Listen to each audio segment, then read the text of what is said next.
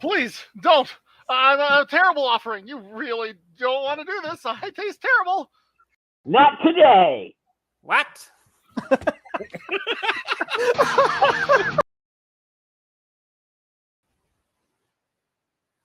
There we go. It worked.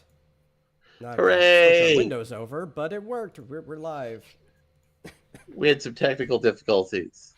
Yeah, so like I had reset the stream key for the event to make sure that it worked, and then I copied and pasted it, and it reset it again on me in between now and then. So I had to copy and paste the new stream key because YouTube. So I wonder how much of our conversation the audience caught before we stopped. Oh, none. See, I had you guys muted on the OBS end until the intro was done. That's good. That's good. That's what happens it's when you almost- actually do like- production. It's almost like we're professionals. Almost. We're not, there's still quite a bit. Quite a bit that's unprofessional for We're like Illumination home. accidentally succeeding at the Mario movie. I don't think it was Well, an accident. That was because Nintendo said no. Nintendo rolled up a newspaper whenever they were about to have a stupid idea. They said no. Yeah. Bad. Yeah. Edming says you reset the key. Yeah. Well, today's topic, if you guys can read, I don't know if you can or not, somehow you navigated the internet otherwise, is my favorite villain comic. So we're going to be talking about our favorite villains from comics and the comics that make them our favorite villains. That's pretty much the gist. Yep. So, yeah. Let's see. If you want to say anything else on it, we can pick somebody and start. Well, let's see. I think Let's jump into chat first. It's always good to say hello to our chat. We got Dave in chat. Dave says, Dr. Freaking Doom. I got you covered, fam, for that one. Wouldn't be a good villain stream if we didn't cover Dr. Doom. Edming says, oh, yeah, we already covered that one. Yeah. I mean, I feel like Dio needs to start because it was me. It was Dio. Well, we also have to acknowledge Abigail was the first one in chat before we started. Oh yeah. Abigail's here. Good to see you as well. I'm posting the links. So let's talk a little. Yeah. What I think we should do is before we jump into the comics, we should talk about our picks first, and then talk a little bit about why we picked them, and then we'll jump into the individual comic for discussion, and then why we picked that comic as either why we picked it. Like this is the villain I think chose. that's fair too, because yeah. a lot of these villains have so many good moments. Right, even the yeah. one I picked is limited to a single series, and he's only gotten major appearances in 2 parts of it. But there's so many good parts you could pick for any of these villains, so it's important why we picked the parts we did. Exactly, yeah. So, Cartoonicus, you start us off. What villain did you choose? I start, eh? Well, see, I have a problem, and that is I don't actually like villains. It's really hard to root for someone who's designed as the character you're supposed to root against. You don't have to root for them. You can actually just really enjoy rooting against them. No, but still the idea is you're not supposed to like them, right? And while there are occasionally a few, likable personalities or acting styles like James Woods' Hades and Disney's Hercules or something that make you go, oh, I love listening to this character. It's generally hard for villains tend to be more of a necessary evil to me. It's something that necessary evil. Even if you're appreciating the hero getting his butt kicked because maybe it's a pompous hero or something, it's still just that needs to happen, so we have to have this character to do it. Not necessarily that I'm appreciating the villain for doing it. So I tend to, if anything, I tend to gravitate far more to either anti-heroes who can be used alongside the heroes often, characters like Venom or Catwoman, or the type of villain who is either so unique in their view that I kind of find myself actually agreeing with them and asking, why is this character a villain in the first place? Or so harmless and, sometimes even, what's the word I'm looking for here? Like often sympathetic in some ways, that you actually do kind of find yourself rooting for them just because you want to see them have the happy ending, or you even want to see them turn out to be the good guy, right? Dr. Doofenshmirtz, I'm looking at you. So, if anything, I'm going for the nemesis of one of my least favorite superheroes in general, and that would be Lex Luthor. Expand on that again. What makes Lex Luthor a good villain for you? I've talked about before how there are actually kind of at least two Luthors, depending on who's writing them. One tends to have hair, have a sense of humor, a kind of quirky personality who makes quips and jokes and stuff, and is usually kind of just pure evil, or at least very selfish. Classic boring villain stuff, if you ask me. Then there is the exact opposite.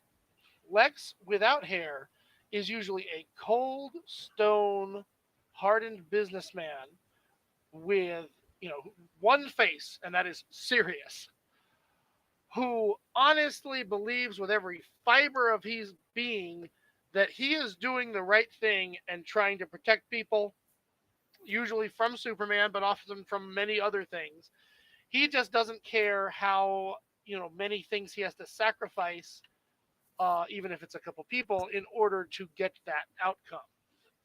And so many times you'll hear a conversation between Lex of why he thinks what he's doing is right, and arguing with Superman about what he thinks is right. And I will literally be like, yeah, I'm trying to figure out where this guy's the villain. I mean, you can be wrong. No. You can think you're doing right and still be wrong and be a villain. I was gonna say Lex is.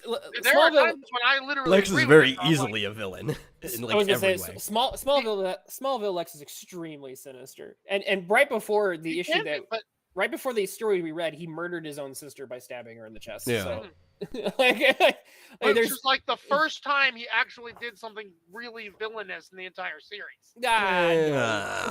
That is not true. That's the people, the way the series had it, because they had his dad be like the major villain. Yeah. There were actually many times where Lex was more villainous than Lionel was. He was a sinister guy. Anyway, but I do agree to the extent that Lex is kind of it's all hubris. But the thing that he's trying to struggle against, there is something that is, even if he's still wrong, there's something identifiable with it. The identifiable part is a man who is pushing his humanity to its furthest point and finding himself frustrated because of someone who is naturally more gifted than he is because he's an alien. And there's something about us that wants to root for the human no matter what, just because we're also human. And Superman is not technically. Yes, but at the same time, Superman is often written horribly, and he comes off with this very fascist big brother mentality, and so I really find myself I have to disagree with you there. Superman is not often written horribly like that. That is just not accurate. No. I very often see it. It depends on it's not often. It is rare. It's the exception. We have to read a lot. That's all I can say. And it's in nice many to ways, see someone stand up against him in that and try to put him in his place. In many ways, Superman's often written more human than Lex is, right? Like you have to look at the way they're depicted. Yeah, exactly. He's got the superpowers, but he's the one that acts like a human. Lex is a human, but he acts like he's above all of humanity. He acts like the Superman. Yeah, no, and they play with that a lot. That is like the real dichotomy there. The instances of Superman being like, I'm above you, and it's being kind of quasi-fascist are like, they are... Oh, don't get me wrong. Superman himself does not have to actually be the one saying it.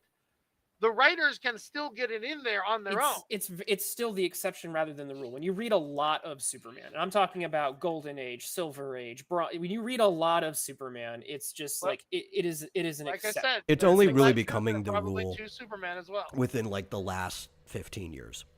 It's I would say it's much more of a anyway. So this is not a we don't want to make this a debate about Superman. Like, this is supposed to be But focusing no, specifically because on that's the villains. important. It is one of the big reasons I tend to like Lex, is because I find myself literally rooting against Superman. So See, like I used to root more against Superman because my perception of Superman, I think, was just misinformed. And the more I read Superman, the more I like him as a character. But I've had to read a lot of Superman to really like I've understand. always liked Superman. What? I said I've always liked Superman. Yeah, no, it took me. I think it took me a while, and it's something that I've grown into a lot more. And part of it is there's some cultural aspects to that too, because well, that's another conversation for another day. But I think that's also why I've always liked Lex, because Lex is, depending on how you rate Superman at the moment, and I think this is why Lex tends to change, Lex is the antithesis to Superman, and that's what makes him such a good villain. So anytime Superman's great, Lex is usually even greater during that moment than he would be during other times. well, and that's the thing. So- Getting back to what you were saying about the alien versus the human, Mhm. you know, in the same way that I'm always going to root for Batman versus Superman, Lex ends up kind of just becoming Batman in a very different form. I think as much as like I like Lex as a villain too, because I do like Lex. I think you're being a little too generous to him. Lex is so bloody sinister. Oh yeah, So- and in addition that's what to makes that, him great. In terms that In addition he to is that, the powerless character who is finding a very different way I need to managing to stand toe to toe with this. No. That's the part I identify with, and lots of people do too. The moments where So- Lex is standing as man against Superman tends to be the moments where you tend to root for Lex the most. The Right. problem is the fact that when Lex is actually given the opportunity to use his gifts to do something good, he always chooses, pretty much always, with very few exceptions to this, but he almost always, like 95% of the time, he chooses to do something to just try to one up or kill Superman just because. I Because don't of care the much jealousy. for the It's- animated version. I will No, say. I'm not just talking about the animated version. No, I'm talking about like not just the animated back version. Silver Age comics Lex. When again, it was given the opportunity to basically like, save people or kill Superman, and it was like, I really should save these people, but I really just have to kill Superman. And Like, so I here's Even the the can't story we're overcome- reading, this is in there. Yeah. Isn't what's happening there basically the writers panicking and realizing, wait a minute, this guy's supposed to be the villain, so we got to have him do something villainous. I don't know. I think in a And lot that of is times, actually how a I lot feel of a lot of the times, times, that it's like I think they they're have to make intentionally him writing murder Lex the someone way or he is. something in the way he's doing it, just to have him actually be in the wrong. I do agree that I think that anyway. Sorry, So Larry was- what I Larry was gonna- wanted to say is, first, what I like about your choice for the reading about Lex is going to Smallville, which actually brought back the old Silver Age concept of Lex being someone that Superman actually grew up with. Mhm. And I think that adds to the natural antagonism between Clark and Lex in this comic. Is Well, that it actually should. comes back. It's supposed to, but at this point, they've erased all of Lex's memories, so they've actually done a hard reset to Right. actually make it match the comics more. It's No, 'cause, I like, understand that. yeah. But, No, but- even if you erase the memories, that context emotionally is still in the No, text. yeah, But that's we, fair. we can get into that more when we actually start talking about the comics. We do need to introduce everybody else's. That's true. Yeah, choices. okay. So, all right. So, okay, since yours is on screen, Metal, let's do Dio next. Why did you Yes. pick Dio? I picked Dio Brando because there's very few villains that entertain me in a villainous way like him, because he is just an awful person. Just outright, to the bone, an awful person. Like, he was born that way. And you even find out, like, flashbacks and stuff. They're like, oh, he had a horrible father, but then he was even worse than his father, and he set up and made the circumstance even worse, and he resents everything about his life, even the good parts. And he just wants power and everything for him. He is the worst person, and he messes with people in some of the worst ways. In fact, probably the only villain I could think of who is a literal worse person than Dio is probably Griffin from. I was just about to bring up Griffin. That's like I was probably like, the only person I could think of that's worse than Dio, but Dio entertains me way more. I was gonna say Griffin is a better villain overall. Oh, no, for but, sure. Yeah, What you said actually sounds a little like what I think I know about Cruella de Vil. Dio's worse than Cruella de Vil. Oh, yeah, for sure. But the two of them, the but the idea two of them that, have the They the have- two of her them mother are. was like pure evil, but then she turns out to also be pure evil. No, it's actually That's how it goes. Dio's mother was I think she was like the only positive. She was influence in his basically like life. a saint. I don't know. I'm comparing father in this. It's the only thing that gives Dio, I think, any redeeming quality at all, and it is like from what I've read and just They both I just hate read dogs. Phantom Blood. Mhm. It was just this Well, little drop. What I love is the introduction of Dio in the Joestar story is how he focuses on the dog kick, literally with kicking a dog, stealing a kiss from the girlfriend, just everything you're gonna do. Yeah, to we'll get right into away. that. Yeah. Yeah, we're gonna get that in a second. But yeah, Dio is an interesting, very interesting pick. All right, chat's popping off a little bit. We got Fizz in chat. Good to see you. Neo Star's here. Brilliant star that shines through the night. Abigail is asking Cartoonicus, did you like Syndrome from The Incredibles for the same reason that you like Lex? Oh, Syndrome. Okay, so The Incredibles is one of those weird movies that while I have grown to appreciate it over time, didn't really like it that much when I first saw it. It does have that strangeness that we look and realize this kid was basically bullied by the superheroes who thought they were above him because they had powers. He pulls himself up by his bootstraps, manages to overcome all his weaknesses, and in return is villainized and thrown into a plane jet engine. Like, what was Pixar thinking when they created their heroes and villains here? I think you're glazing over a couple of important details. You've kind of dropped a you know that could be a whole interesting show topic in itself. Cartoonicus I have to say, I am shocked that Cartoonicus is defending villains more than I am. I'm not saying that he didn't murder a million people in the odd movie. as hell. I'm saying the weirdness of how they chose to go about portraying everybody. I disagree with that entirely, but a couple more people in chat. We got Captain Cummings, good to see you, and Jim Tuner says he deserved it. I don't know which he deserved it. We're talking about. Probably everyone we're talking about that can apply to, though. Griffin didn't deserve it. No, Griffin deserved it, and then more. He still deserved it. Pre-Eclipse, he didn't deserve it. Anyway, so no, good. Okay, so interesting pick so far. I'll go with mine next. I picked the OG. I picked the best villain ever. I'm just gonna say it. I picked Doctor Doom. I love Doctor Doom. Doctor Doom is, I like to call him Macbeth in power armor. He's this Shakespearean villain with this wonderful blend of technology, magic. He's this versatile character you can basically tell any story you want with Doctor Doom, and it will fit his character.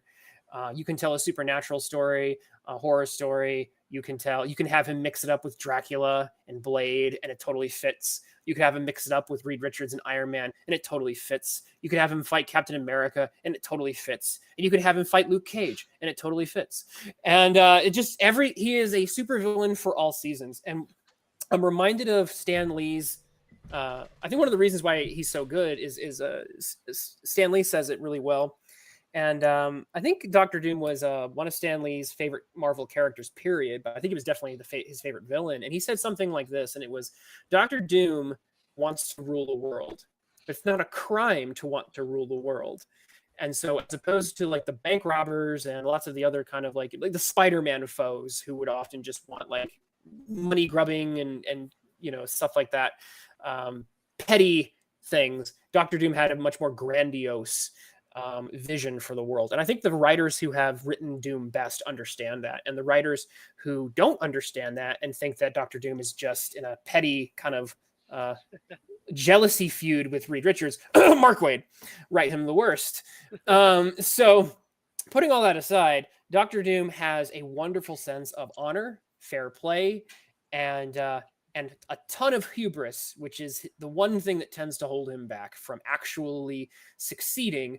But I would say that as opposed to many villains, Doctor Doom usually comes the closest, Yeah. or actually does in fact succeed at things that he attempts, which It's is very also satisfying. The thing that at least 3 of our picks, I don't think it applies to the 4th one, but 3 of our picks have in common is that their biggest flaw is their hubris.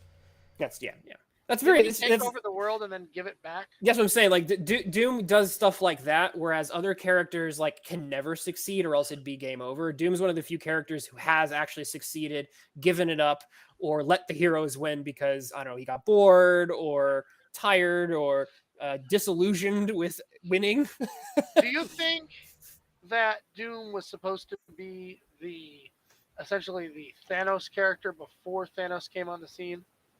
For like the MCU, like or For that centralized character who all of the heroes could fight equally. he usually is. He often was. I think it was Thanos.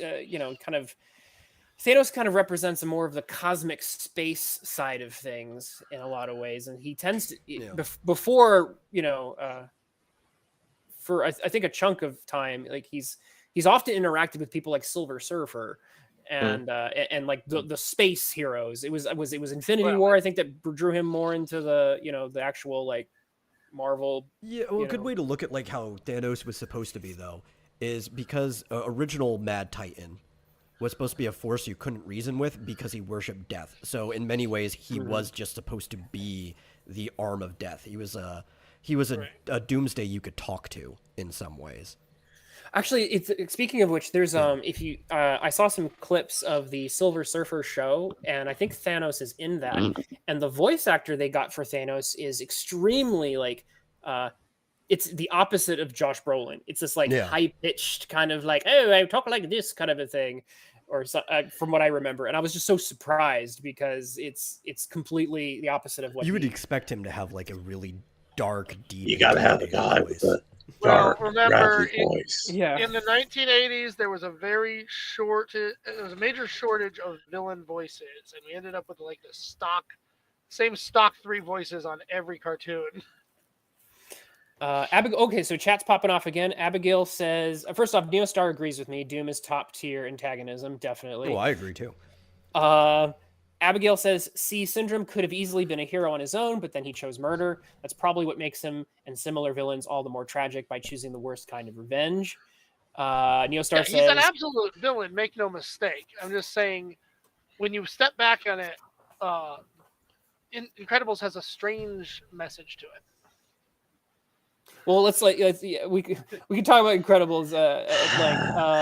Jim Tuner says Thanos was created as Marvel's dark side. That is a good point. Yeah. Definitely. Okay, so cycling back to Larry.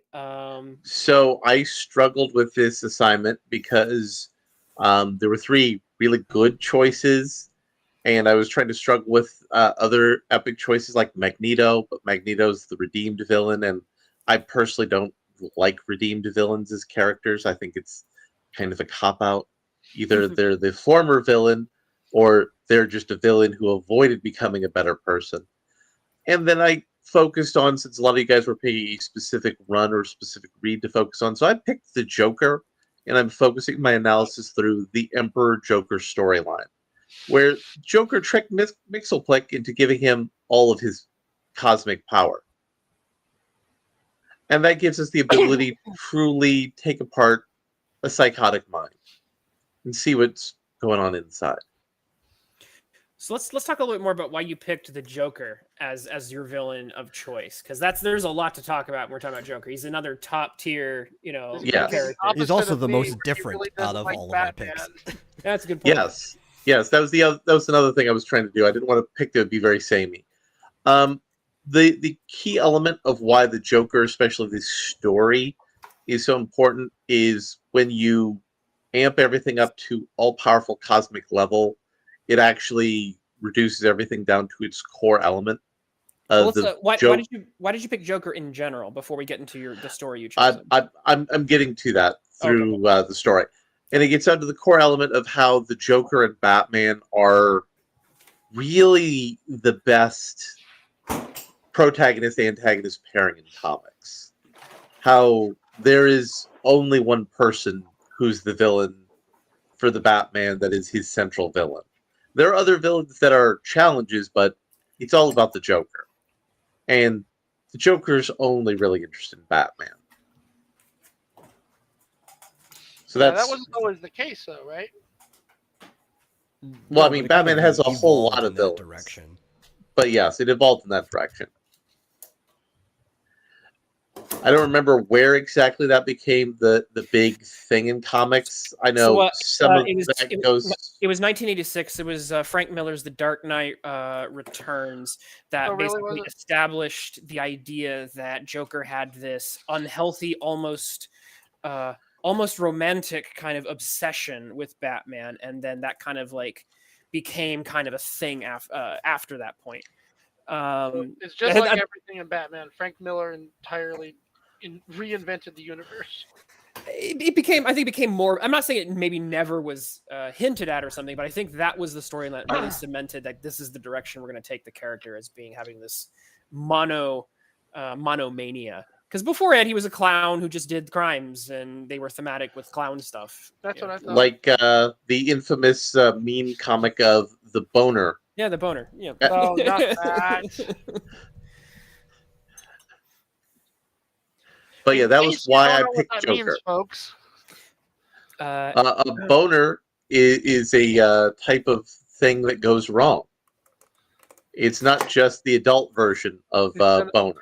But Boner's funny. Yeah, Boner's funny because of you could look up Joker's boner. Be careful when you look that up. Yeah. But Make sure safe search is on. Yeah, search that. But what's funny is that it drastically demonstrates how language evolves over time. Because at the time that story was written, which was just a goof up. It was like was that, Yep. It was 40s or 50s, and it was like just the words had completely different meanings. You can also Google Iron Man, Hard Dick, Captain America, but again, do that with safe search. I knew it. Hard Dick used to mean something very different, kids. It does right now. Well, it's like you can't use the term "how queer" to define something that like is weird and piques your interest anymore. Right. This just became a mature stream. Always was. always was. All right, so now that we've established our villains, and let's see if there's anything else in chat here. Jim Tuner says Neil Adams and Danny O'Neill reinvented Joker as well in the 1970s. Rhys is on not vacation. He's kind of on a little vacation. He should be back by the end of May. Yeah. Edming says, well, I would like to name my worst villain then Captain School because he's holding my favorite Far Out comic fan. That's fair. Rhys would appreciate that. Okay, so let's jump into these individual comics. So I guess we could, starting with Lex sounds like a good idea. Yeah, Lex is a good start. Already. So which comic out of this run do you want to choose to focus on? And we can talk a little bit about on the panel, like what we thought of that particular issue. Maybe some other thoughts as well. Tossed in Screen here. Because my favorite portrayal of Lex was always from Smallville, it just so happens, for those who don't know, there was in fact a Smallville comic that was developed after the show ended. It's called Smallville Season 11. And they do an excellent job. In fact, let me get back a few here. At least in the very beginning, the art changed over time. But in the beginning, we get back to the first comic here. They did incredible jobs of really making this look and feel like you were watching the same show that you had been watching. And that's not just in the look of the characters. It was in how they told storyline. It was in how they, when they brought in new characters like Batman or the Flash or something, how they would actually translate them. They do some of the same kind of unusual ways of portraying them that were less or more grounded and down to earth than the classic comic book versions of them. They got some great art here. I mean, literally that is him. I cannot remember the actor's name who played Lex, but so it was really cool. It was like, you could feel like you were actually watching the show again, except it's just Michael now he's Rosenbaum. Superman instead of Clark, right? So let me get back. Tom Welling and Michael Rosenbaum are the two big names you want to That's it. Yes, remember Michael. there. Yep. Yeah. Who actually voiced the Flash and did one of the best jobs of voicing the Flash in the Justice League cartoon. Interesting. I didn't know that. So yeah, which is they do this really funny play on it when they have Lex possess Flash at a certain point. So you literally have him playing both characters for a little bit. Anyway, we're going to jump ahead here to. It's my favorite moment. Is like he pulls off the mask and he's like, "I have no idea who this is." He says, "Oh, I can use this guy's identity against him. I have no idea who this is." Oh, I'm in the wrong one here. But it was 7, not 6. Yeah, it's 7. Basically, a spaceship that's under LexCorp blows up in space. Superman has to save all the astronauts. One of them almost doesn't make it. And Clark immediately assumes. Well, it's not just some astronaut, though. It's Henshaw. You got to be very specific about that. That's important. Mm-hmm. Okay. Cyborg Superman, technically. Which is what plays out later. Yeah. Anyway, he assumes that Lex has done something nefarious and immediately goes after him. And I live for these types of moments where the two of them will just be usually flying, the other standing in Lex's office. And he just stares him down and has the gall to be like, yeah, you can't hurt me.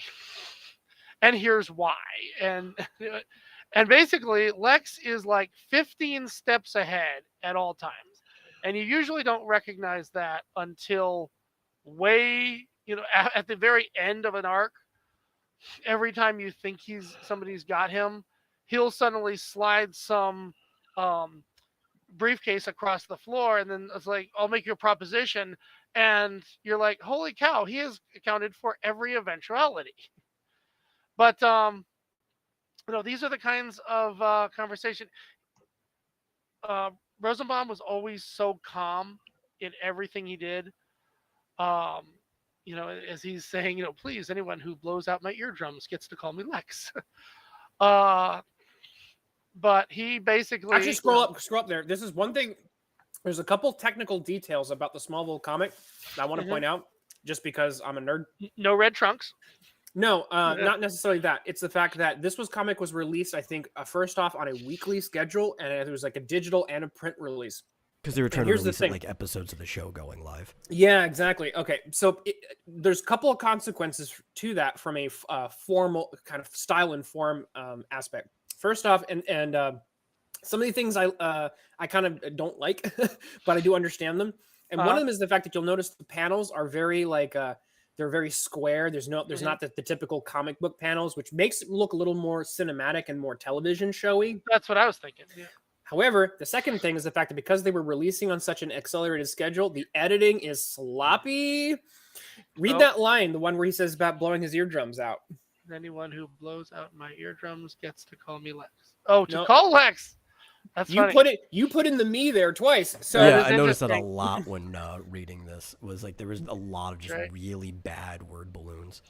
There was I know, yeah. So like the editing here, well, again, because it had this weekly release schedule, the editing must have been very, very either tight or sloppy, because I'm not used to seeing a big 2 comic that has this bad proofreading. Well, at the same time, this was the 52, the new 52, so kind of everything was. No, that era. This is exceptional even for that. This comic in particular, and again, I think it's because of that weekly release schedule. They were releasing these so fast, they did not have the time to do as much quality control. Yeah, that makes sense. So I do got to point that out just for on the technical side, because in addition to talking about the villain thing, I always like to talk about these as comics. And so, and again, to sometimes make recommendations for reading and also to point out the, pros and cons. And so that's what I wanted to highlight there.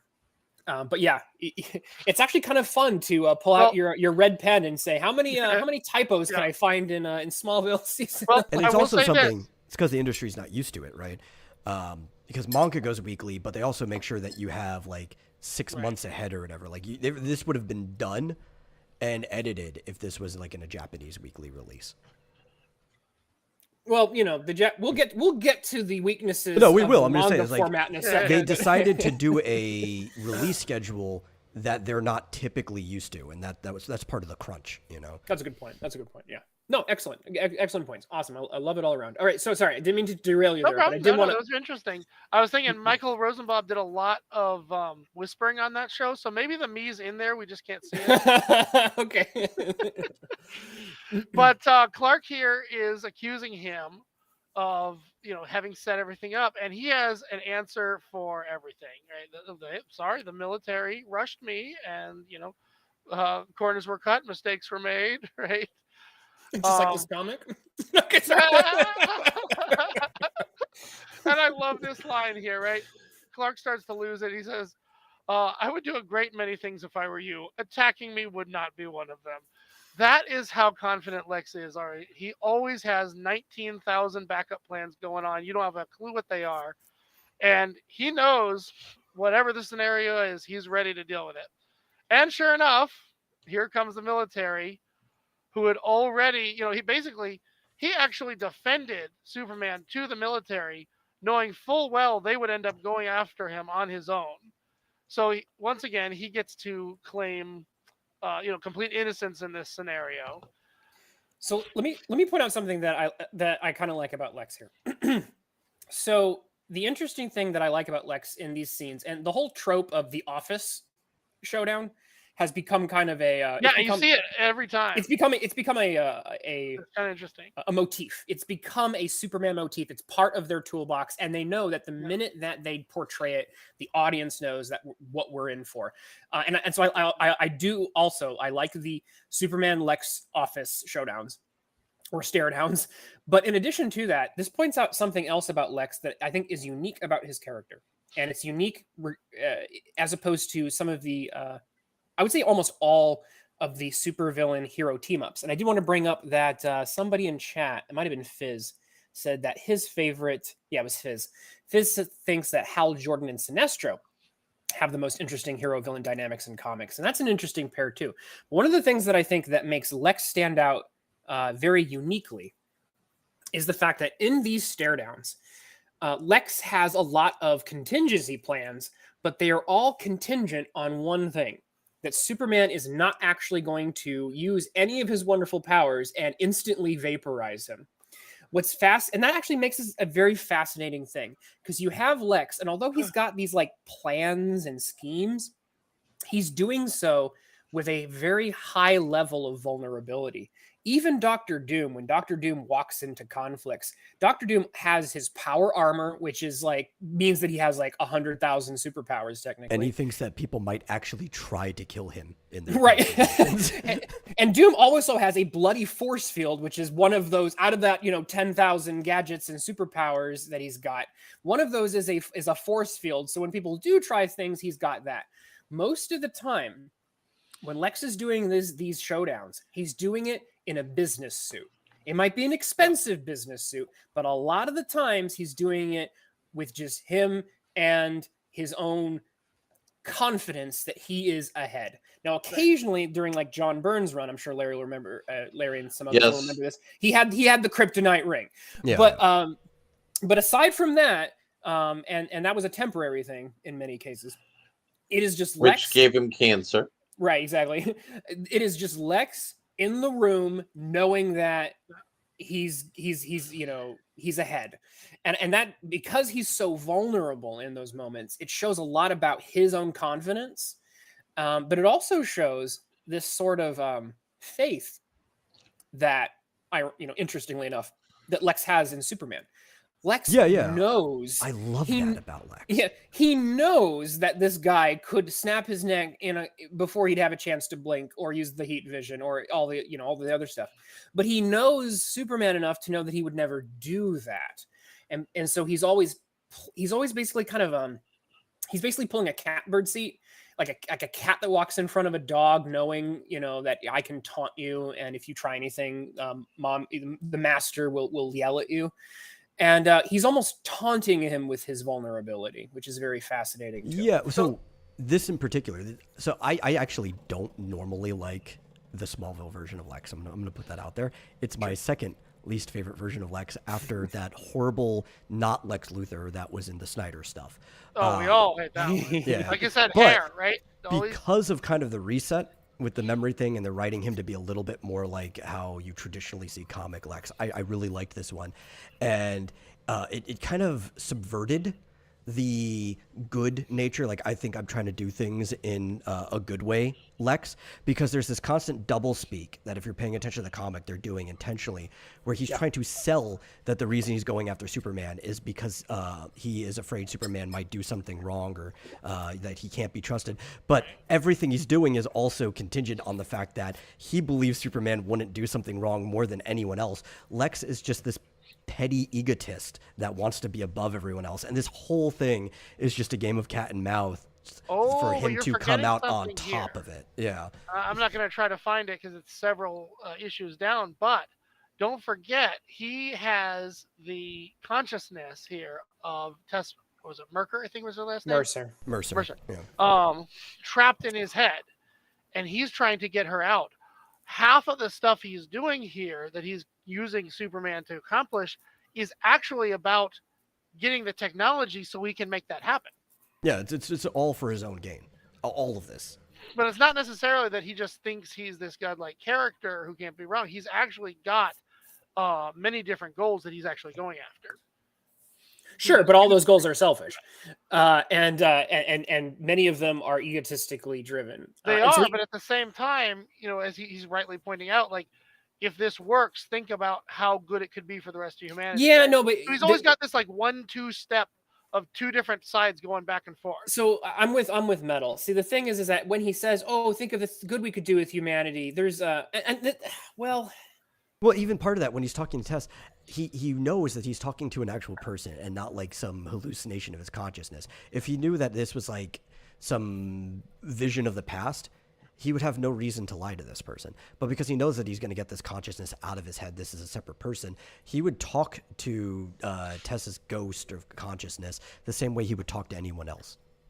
I am reminded of an episode of Smallville where Lionel Luthor was still alive, and he goes and tells his dad, you have spent so much time trying to convince the Kents that you're a good person, you're starting to believe it yourself.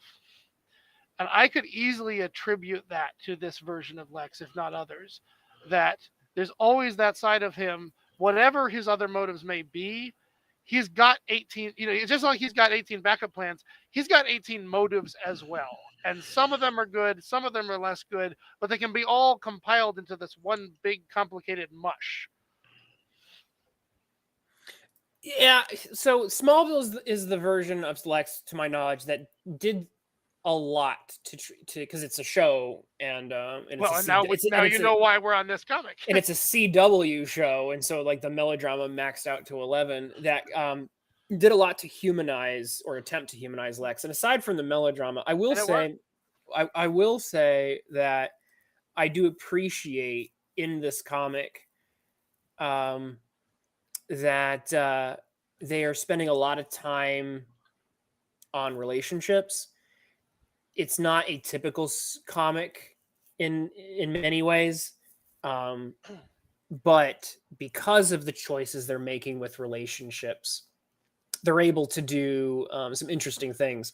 And so this version of Lex is not the version who pulls out the kryptonite ring and he's got Metallo in the basement. Can I just say I hate the mechanical suit they give him sometimes? I like the mechanical suit. To me, that no, Lex love should that. be fighting anybody with his bare fists. I like the Should mechanical be suit. here in a I suit. only like it because talking. he gets put into a world where there's more superheroes than just Superman. If it was still just Lex and Superman, I think he's more powerful with his confidence in Superman into the suit. But the fact that like this is a world where everybody has to interact, it makes sense that Lex would have like a mech to fight people with. Well, now getting back to your idea about his confidence. Let me sorry, I got to finish my point. So the point I want to make here is the fact that as opposed to the Lex that is jumping into his power suit to fight Superman, which I'm fine with, although I think it's something that is best reserved for. I do agree. I like it more when it's a rare thing as opposed to a common thing.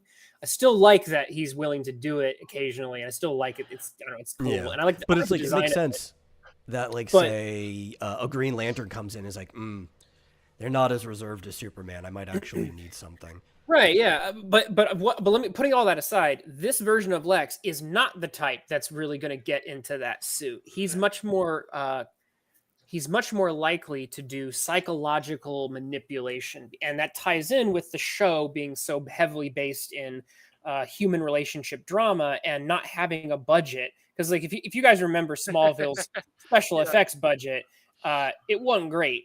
Like a lot of, if you go back, I actually went back and watched some of the season 10 special effects. They're terrible. I'm sorry. To get back to your point about him having faith in Superman not to hurt him, I also liked the Lex from the show Young Justice, and I can remember a distinct scenario from season 2 where Speedy, who has lost his arm because of things that happened under Lex's company to him, goes kind of nuts and goes after him to kill him, and he just reaches into the trunk of his car and he has the exact thing that he knows he can buy Speedy over with, right? So again, back to having 11D7 backup plans on everything. He also has full faith in his understanding of this other character and exactly how he can manipulate him. And I think that's the thing. It's not just, oh, Superman would never harm me. He knows people and he knows how to work with them. Now, my favorite personal office confrontation scene with Lex and Superman came from Max Landis's Superman American Alien, where Superman goes into Lex's office building, takes out Parasite, because Parasite's becoming a problem again. And Lex goes, "Listen, you idiot, you need my help to get this done. Because what are people going to believe? No, they're going to believe the story I'm going to tell them. And you and I are going to work together, and we're going to tell the right story." And this was a Superman who was very early in his career. And he went along with that for the initial plan, but then the next day he replaced the window into Lex's office, where he fought with Parasite and destroyed the window, giving Lex the nod saying, "Okay, you won the first round, but we're not going to win. You're not going to win the rest." Right. And what I like more, and something that I could say I appreciate the Smallville one, is, well, a lot of people make Superman up to be a non-intelligent character. Superman is intelligent, but his intelligence isn't necessarily thrown into science, as is how he plans to use it. So Lex and Superman are peers intellectually, even though Superman doesn't use it in the same sort of practical applications. And he'd have to be, because Lex always sets up his plans in a way that Superman can't just use his powers to win. And that's what makes Lex such a good villain, is because Superman has to use his brain. Well, and that's the interesting thing about making them childhood friends, is that really puts them on that peer type status there. Alrighty, so chat's got some interesting things here. Lex always struck me, Neostar says, Lex always struck me as the mech pilot type as opposed to power armor. June Tuner says, I think Lex Luthor once met Adrian Veidt, which was an interesting idea. And Neostar says, so what did you guys think of Lex Luthor in Superman and Batman Public Enemies, or even All-Star Superman? I'm not All-Star Superman. I'm on a very I'm on the fence. I'm on the fence with that in general, just everything. No, that's what I'm saying. Like that, yeah, that's what I'm saying. Like I'm on the fence about the entire comic There's some things that are I like done. Public Enemies. Yeah, there are things about All Star Superman that I like. I know Rhys hates it, so it might be something we actually do for a show sometime. That could be fun, yeah. Because there's definitely It- redeemable stuff about it for sure. Yeah, as opposed, like I will say this, all across the board, I am much more happy with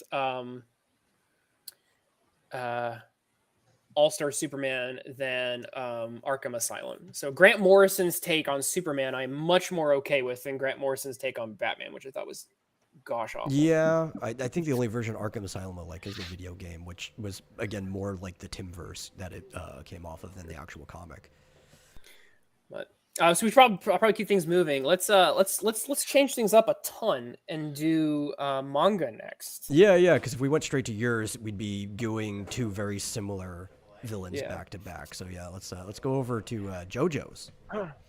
All right, so we're gonna do a manga pick, and so I'm assuming you wanted to do issue 36, right? Well, there was a scene from issue 36 that I wanted to bring up. Yeah.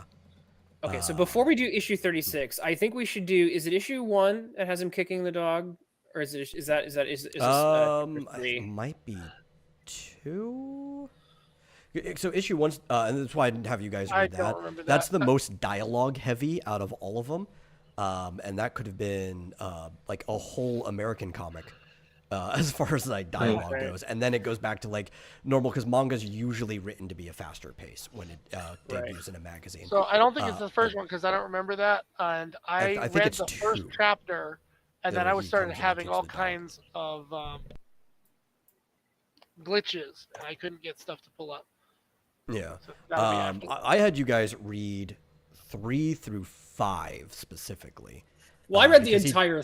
I read the entire Phantom Blood, but the reason I picked those ones because I mean that's about the length of reading a single issue in an American comic, speed wise, and he does something far worse than kick a dog in that one. There is some insane violence in there. actually, no. The one, oh gosh, the one that really sealed it for me is not the issue where he kicks the dog. Number 5 is when he sets the dog in the furnace. Yeah, when he kills the dog by setting it on fire, and it was just like, no, I'm done with this guy. If somebody else wants to bring that up, they can. It's a little rough with all the he production kicks the stuff dog in like that. issue 1. Here, I have to show this. That's the point at which I'd be like, I'm done with this comic. All right, here we go. Oh, it only gets worse. No, I mean, from there. Yeah, I can see that. Okay, so here we go. So, ladies and gentlemen, are you ready for? Should we put a disclaimer? Violence No, or anything? No. it's not. It's JoJo. The disclaimer is it's going to be bizarre and it's kind of going to be more gruesome than you thought. So here we go. Here we have Dio and JoJo, and like all the characters in JoJo's Bizarre Adventure end up being named JoJo. Essentially, that's kind of the thing. This one's name is Jonathan Joestar. He is the first JoJo. Everyone calls me JoJo, and here's this sweet little pupper, and my dog's name is Danny. He's very smart. Don't worry, he won't bite. And Dio is coming to live with JoJo and his family because his father died. And Dio shows his true moral character by kicking the dog in the face. Well, to preface too, the reason he's coming to live, and this was the actual prologue stuff, the really wordy, is that one day as they had like a crash, like a rigged crash from Dio's father, and they don't understand that all of it was rigged and he was trying to pilfer them for their belongings. It looked like Dio's father had saved his life. So the first George Joestar, whatever, Jonathan's father, was like, "Oh, if you ever need anything, I'm here for you," and that's how he set them up with Dio. Okay. So that's the initial pitch here when the story had more of a Victorian kind of storytelling, and it ends up in a very crazy place by the end of this first arc. But a couple things we can say here, even about this panel. It establishes this character deserves to die. Yeah, from the start. From the start. It also establishes something about what's the author's name again? Is it Akira or something? usually I have this off the top of my head. Oh, why am I blanking on this? It does start with an A. Hold on. This, and it's something that sorry, it is Hirohiko Araki. Araki. Yeah. And normally, like, I have that off the top of my head, but I'm just. So I think Araki was influenced by Fist of the North Star. My Yes. Yes, he was. Okay. Yes. He was also influenced a lot by expressionist artists in Europe. So you have a mix of both of those. So one thing that I'll say about this as a comic is actually I'll save that. I'm going to save that comment. So because we want to actually look at the issue that you want to look at, but I did want to show that one of the for chapter 1 establishing Dio, and it was already like this guy is utterly irredeemable. The trope of he kicks puppies. Yeah. And if I remember, in the opening, the whole scene with Dio's father, it was set up that it was obvious to the audience that Dio's father had tricked the Joestar family. Yes. Right. Yeah. And you were thinking like, oh well, maybe his kid's not. Oh my God, he just kicked the dog. Right. So which and the which good part is, so I want me to- wanted you guys to read 3 you want me to through pull up- 5, but you don't. I have to pull up. I can explain what happens, and then you could just pull up 36 already if you want. Okay, which one do you want me to pull up? I'll pull up anything you want. So just you tell me what. Well, so I wanted 3 through 5, which is actually where this scene comes from. Is in so you- 4, all right. the one So for my avatar. Is it issue 4 he does that one in? Yeah, 4 is where that scene Okay, is. I'll pull up 4 because that's the meme. And technically, the thing happened at the end of 3, but then that it comes right back to it in 4, and that's where that meme is from. One of the worst things that he did, and they always try to somewhat make Dio redeemable, and then Araki just pulls it right back afterwards. He's like, oh no, there's nothing redeemable about this guy. no, it's Siler. And what he does is he finds Jonathan's girlfriend, Irina, and he goes and starts bullying her a little bit and finds out that she's never kissed anyone and steals her first kiss. It's like, you thought your first kiss was going to be with Jojo, but it was me, Dio. And that's one of the things that he really solidifies. Like, That's where I that am comes the from, worst guy in this person's life. And I'm I just always gonna, will be. he's literally a mustache twirling.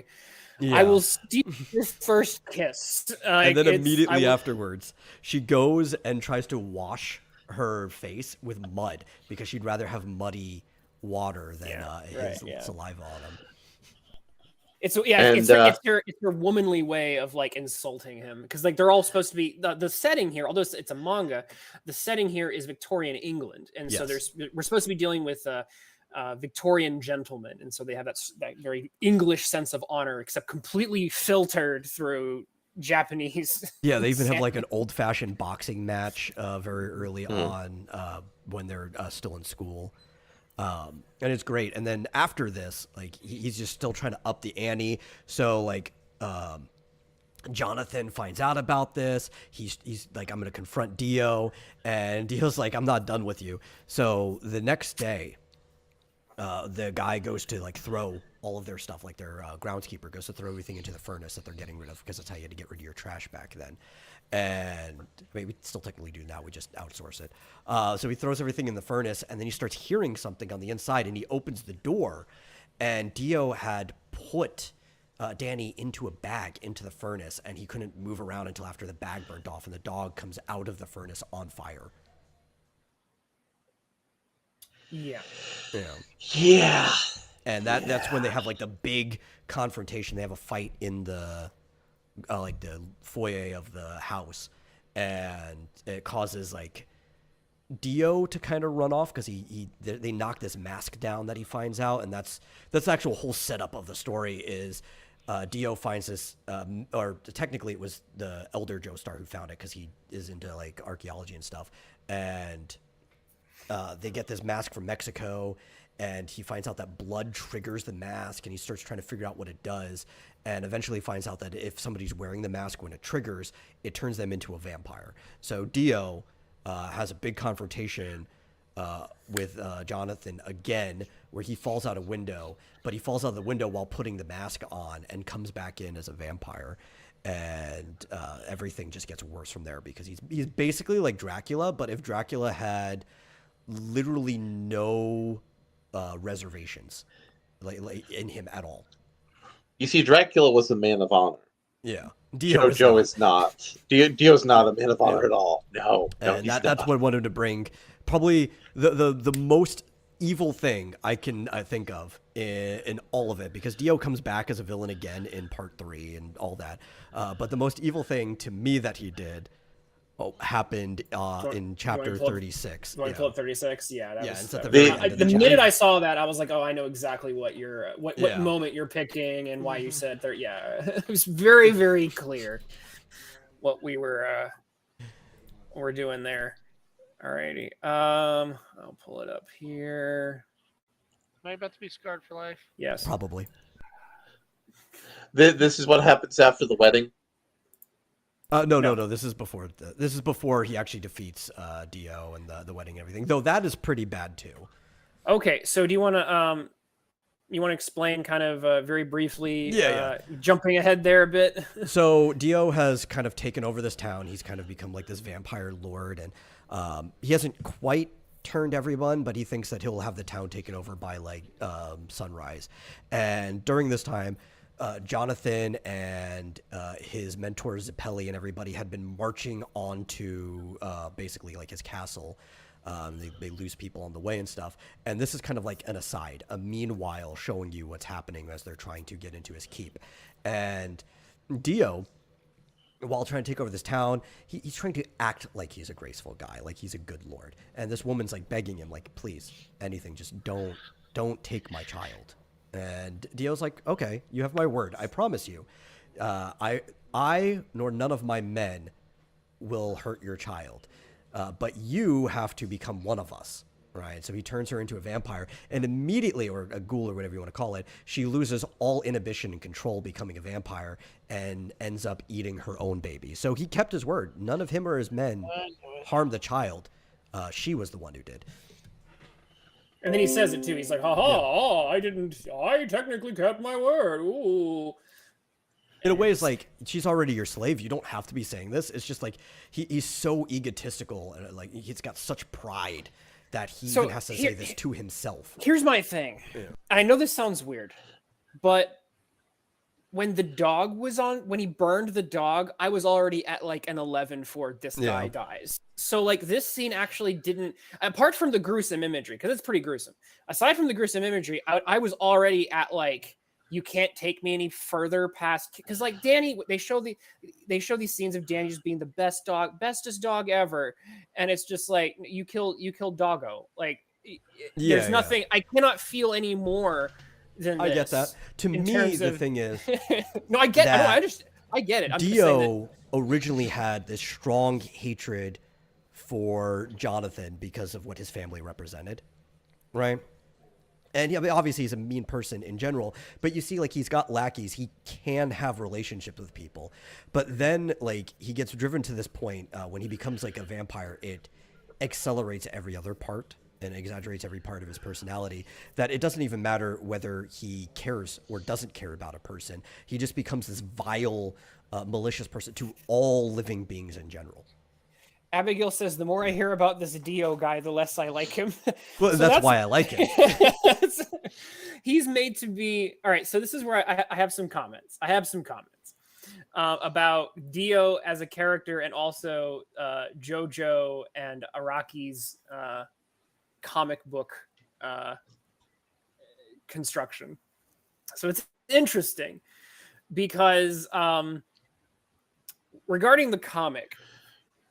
and I read all of Phantom Blood, and I enjoyed it. I'm not saying I didn't enjoy it, but in terms of saying whether this is like a really good comic or not, I'm like, it was kind of mid-tier in a lot of ways, except for one thing that was not mid-tier. I have a giant question mark next to it. But the artwork here is... It's hard to read sometimes. Actually, some of these panels here are pretty clear, but there are action scenes where like the first off, you can't really talk about JoJo without talking about how distorted the anatomy is. Yeah, and part of that comes from his influence of impressionistic artists. And there are times where that's just stylistic, and there are times where it's so bloody distorted that I can't accept it. I'm just like, this is just insane. Well, that's what I was saying when I said like trying to read it was as bizarre as the adventure that's supposed to be happening. No, totally, and that's what makes it interesting. But like in It's terms of actually it one of the being, things a lot of the readers love about it too. yeah, no, and I could see that. And I'm like, okay, and that's what made it a very interesting comic to evaluate, because the anatomy is completely distorted. The panels themselves can be very hard to read, and like even interpreting what's going on in a particular action scene, I think it's one of the weaker parts. There are certain action scenes where just like these contorted, distorted bodies, and it's like I have no idea technically how my brain's supposed to reconcile what that character is actually doing. And so I feel like that it takes some of the strengths and weaknesses of manga and accelerates them, so that the things you like about manga, I think you're going to enjoy more of, but the weaknesses of manga get also accelerated at points. So there was that. There is one and the writing of the overall story I was not extremely impressed with. Dio they do a good job of making him despicable, but aside from him, I mean, like, I don't know, I feel like it's kind of a shortcut, and it's kind of a cheap cop out to be like, have your villain just be a puppy killing bastard. And well, so the deal is, does he have any motivation? well, he sort of.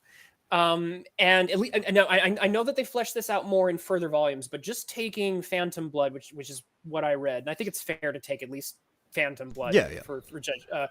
They don't give him a lot, and the best characterization we get of him in Phantom Blood is that he had, I think, the pure part of him, or the only redeemable part of him, is his what he thinks of his mother.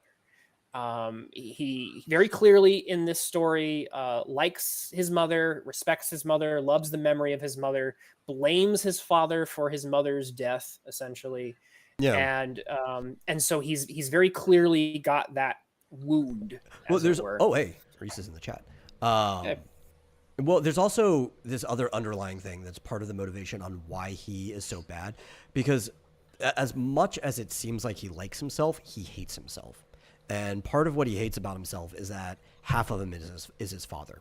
And you even see that when he's like mumbling drunk just before he finds out what the mask actually does. Right. Yeah. So there's a lot of self-loathing that drives the maliciousness of Dio as a character. That being said, he's just angry at the world. Yes, and the problem there is the fact that because there could have been in Phantom Blood, because again, I think eventually I did a little reading, and it sounds like eventually they actually you learn a lot more in Stardust Crusader. They tried to retcon in a little more character into him. In this story, as it is written, he is the most black and white, snidely whiplash, mustache twirling, and it's basically you were born evil. And you're just evil just to be evil, and he starts off just wanting the family fortune, and he decides to ruin a kid's life and steal everything from him to try to make him to commit suicide so he can get some money. And then later on he becomes a vampire, and then decides I'm just going to conquer the world. And so he was not a very, I think, well-written villain in a lot of ways, but there's one thing about him that is well established, I guess is what I would say. And it's they very well establish how despicable he is. And you, as a reader, from chapter 1, and it only gets reinforced as you go, as he continues to kill people that are close to Jonathan. Because as bad as Dio is, Jonathan is good. Yes. And so the more that you get to know Jonathan and see how pure Jonathan has, the soul of Clark Kent, which is not only am I going to do big, strong, heroic things, but I want to redeem people through love and peace. And he keeps on trying to, see a better side of Dio even at times. And Dio every is single literally time it gets yanked away from him. Yeah, and Dio is literally the least deserving person. It's almost Christ-like how far Joestar goes. But a lot of people don't like Jonathan. I like him. Probably because Jonathan's- there are yeah. some parallels between him and Superman in many ways. Yeah, definitely. He's not my favorite JoJo, but I really like him. But a lot of people actually think he is the weakness of the part and not Dio. When in many ways they just complement each other. They're almost exactly. like Yeah, polar they definitely do. opposites. But setting all that aside, one thing that this story sets up very well is this villain is not. Oh, he's such a. There's some villains who I actually. I sometimes dislike it when they make the villains too empathetic because you get into like Game of Thrones territory where the morality just becomes too gray. Yeah. And I like it when the heroes are heroes and the villains are villains. Well, I will tell you this, audience, if you want a story where you hate the villain and you cannot wait to see him get eviscerated because he deserves it, But the question is, you've does got he? Dio Or to do we fill have that to go role. through arc after arc after arc and watch him keep doing this stuff? Well, actually, you only have to deal with him directly in 2 different arcs. Though he is like an underlying problem in the entire universe. Like his consequences keep coming back in other ways, even when he isn't the direct villain. I mean, I think his consequences are even into Stone Ocean. Yes, they are. Very heavily into Stone Ocean. You actually even see flashbacks to when he was alive in Stone Ocean, which is part 6, which is my second favorite part. My favorite is actually Battle Tendency, which has nothing to do with Dio. It's the one immediately after this, but it does have to do with like where the masks came from. I just like Dio as a villain, and the reason I like Dio as a villain is because there's pretty much nothing redeemable about him, but the story keeps trying to make you possibly think there would be, and then it just never happens. And for my quality of what makes a good villain is what it does to the hero and how it drives the hero, which is one of the reasons why I like Joker, which we'll be talking about later, is because what he does to Batman. And I think that's a big thing. I like Dio because of how Dio's relationship and his actions and how even his character, like who he is as a person, reflects on the different protagonists that have to deal with him throughout the generations. Because a good way of looking at JoJo's is it's kind of like Castlevania. Like the fact you could. Yeah. I was going to bring that up. It's literally the Belmonts versus. Although I would say that it definitely diverges. I think from Castlevania, especially when you get point. into like the stands and then all kinds. Right, of but crazy the initial setup feels very Castlevania-y. Yeah. Even in Battle Tendency, when they're dealing with the Pillar Men, but the Pillar Men can control vampires, it's like it still kind of feels like an extension of the Castlevania.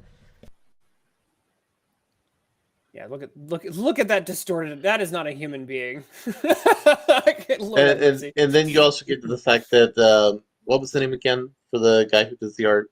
Name's blanking on me right now. Araki was also extremely into bodybuilding culture in Japan. I could never have told. I could never. I can't tell at all. And then years later, he comes out as a gay man, which further that is not a surprise. which further adds interesting context to his art.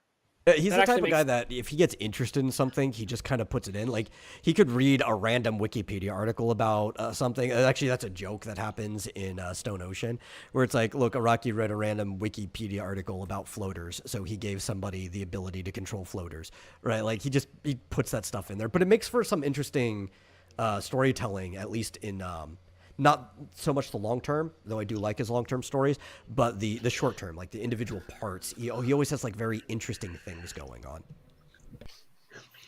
I was actually reminded of Razmat's Road Warrior Drake here. I'm gonna have to ask if he's a big JoJo fan because like I could. There's got to be a connection between those. The distorted anatomy, the sometimes even distorted perspective, but the thing about JoJo is that the comic succeeds just, I think, out of pure audacity because of how over the top stylized things are, which is, in a sense, it's a weakness that is turned into a strength. Yeah, like I think that it reflects in the story too, right? Everything is just over the top. You're kind of like you showed up to a theme park to like Araki's ride, and you're just buckled up and in for the ride, and that's what most of the people who read it want. Well, they just kind of want to, wherever Araki's going to take them, they're ready for it. And nostalgia is a central tone throughout all of the JoJo stuff that I'm familiar with. like music nostalgia, cultural and stylistic nostalgia, sort of a glue that ties things together. So like this old school storytelling is like he probably had nostalgia for like the old Victorian drama and novels. He has nostalgia for everything. Go read Steel Ball Run. If you want something that's actually very cinematically drawn, like all the panels are big and stuff like that, read Steel Ball Run, and it's a Western horse race across the country that just goes way out of left field all the time, but it's great. The president's the bad guy, the Jesus is involved. Like it's crazy, but that's what you're there for. Neostar says, "Wait, Araki came out as gay. When did this happen?" I don't remember when it happened. I only remember I was in a fandom discussion when people are like going, "Bro, he's gay, so all this JoJo stuff is gay," because of people getting into the JoJo stuff as part of the bodybuilding trad culture stuff. You also there's a lot of nuance to that too, because there's also Gachimuchi, which is the gay Japanese wrestling and a lot of stuff like that. And there's a lot of people who are even into that stuff that aren't actually gay themselves, because it's a very weird cultural thing. I haven't heard it. He might be, but my Googling said he's not. So I don't know. That might be rumor mill. Yeah, and the internet's weird, and Japan's weird. I wouldn't be surprised either way. I will say that bringing that up, one thing that I do find artistically interesting is how all of the characters. This actually made me appreciate the book a bit, but was to see how like he was drawing from.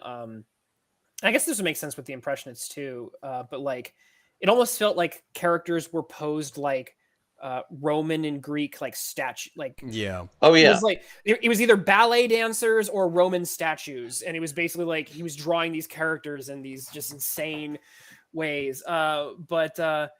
Yeah, that's JoJo for you. It's definitely an experience. And I have finally, it's been on my list to experience at some point, so I was finally able to experience Phantom Blood, and I'm still processing it. Is it a good comic? I'm not sure. It is definitely something that I can see why people would fall in love with. Battle tendency is the best part, though.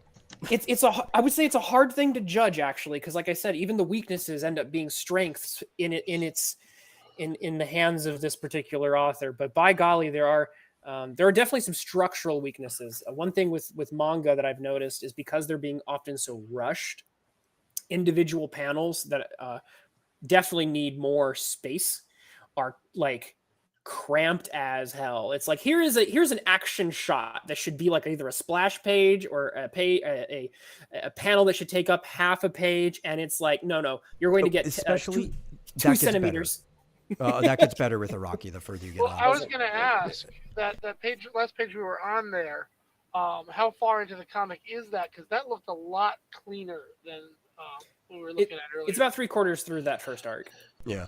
By the time you, especially Stardust Crusaders have some of people's favorite panels, but he just gets better at panel work as he goes along. And at about Steel Ball Run, which is the 7th part, he's no longer in the weekly updates of Shonen Jump. He's in not the other one, the Seinen one, but he gets into the monthly Ultra Jump, where he gets to do 30-page stories instead of 20. So the volumes still end up being the same. They just how it's cut up, and he gets a lot more time to work on it. And he makes like these big grandiose panels, sometimes even 2-page spreads. It's pretty good. Oh, that's good. I just like I'm not saying this is as a critique of all manga, because I think there's some manga that are absolutely gorgeous in their art. Well, I think this is a thing with manga too, is you get to see almost webcomic-y more development across the lifespan of a story or mangaka. Sure, for sure. Western comics. For sure, but I will say this: there's a lot of manga that is technically inferior to a lot of Western comics. Yes. That doesn't mean that they're worse stories. I'm just saying that I remember I picked up Sailor Moon once and tried to read it. It was illegible. The first bit of it, Sailor Moon, I could not read it. It was that badly put together. And it was just, there are, and again, a lot of mangaka They are overworked.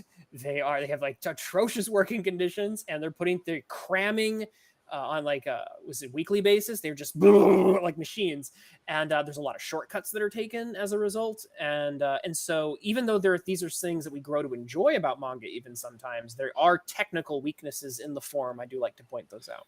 Do Yeah, you think Neostar's like, that's why- seriously, none of you guys are gonna Yeah. were gonna tell me that you were JoJo fans or read the manga. Hey, I am almost caught up. I stalled in part 8, and I was like, I'll just get back to it when it's done. And they finished part 8. I just haven't gotten.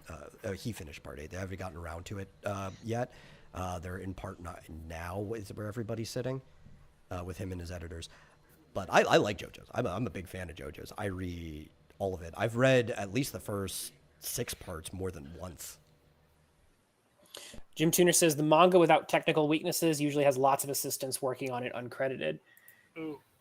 That's an interesting point. I was going to say that manga's very much like webcomics. You can compare them a lot. It's just they do it weekly instead of like you put out a page when it's ready. And a lot of them are just headed by one person. Maybe they'll have an assistant or whatever. Yeah, I was going to point out that one of the ones that I think is technically very well done is Berserk. We were talking earlier, mentioning with Griffin and Muria or whatever, however you pronounce his name. Like there are so many pages and panels that are works of art. Yeah. And they're just like you could just. He's also kind of a prodigy too. Like he was very, very quickly good at art. Breathtaking pages, and I would love to do a little bit of a deep dive one day on Berserk because, like I said, I've just jaw dropping beautiful pages. That would be fun. I'd be down for that. A couple of them that I remember, and we'll obviously move on. But when my jaw dropped, it was because I saw a page where he had drawn like 100 or more knights in full armor and like fully detailed. And I was looking at this page going, there's not just one character who's hyper detailed. It was just like he had drawn an entire field of characters. Or like when you see like loads of demons in the sky and he puts detail on every single different demon. Yeah. And that's the type of thing where my jaw hits the floor. And so there is some very technically beautiful, fantastic manga out there. So I'm not a manga hater, but it is interesting to point out that because of some of the demands that they make on manga, there's a lot of shortcuts these people take. Griffin was up there. He was one of my choices. Griffin is a fantastic villain. It's interesting because we don't even know, I think at this point, if we're supposed to entirely see Griffin as I wonder if the word villain is the right word for that. He's definitely the antagonist. That is correct. But I'm and hoping he's a horrible person. I'm hoping that Miura is I don't know, the early Berserk. Well, we'll have to see how the guy who's finishing it, who is one of his editors or whatever, interprets the notes. He was picked because he's trusted. Obviously, Miura's never going to be able to finish it himself. Early Berserk had a lot of ambiguity regarding the universe. I think it still does, although it's gotten a lot lighter as it's gone. It's become more black and white, actually. Early Berserk was extremely morally gray in terms of what the universe was. Yes.